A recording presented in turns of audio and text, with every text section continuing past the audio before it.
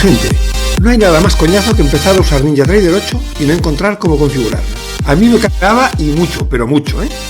Así que he decidido hacer un vídeo todos los jueves donde os iré contando los tips y trucos definitivos para dominar a la bestia. Soy JJ Trader, contigo todos los jueves. Suscríbete y dale a la campana de notificación.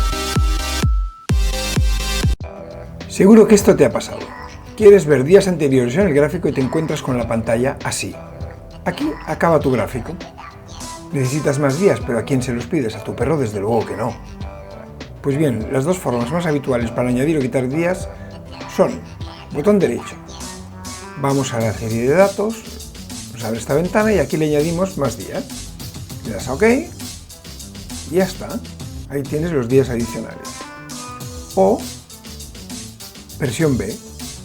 Vamos a este botón, justo entre Chart Trader e Indicadores, hacemos clic y nos abre la misma ventana.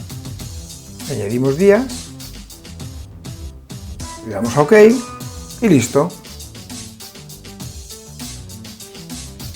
Ahí tenemos los días.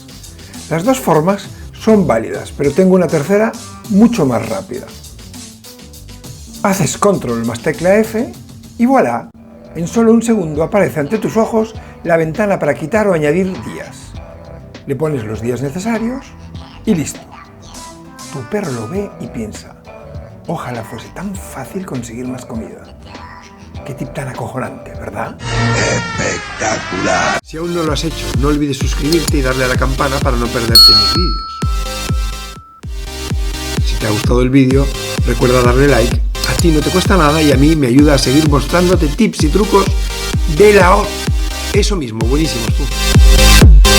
Soy JJ Trader y te espero el próximo jueves con un nuevo tip de puta.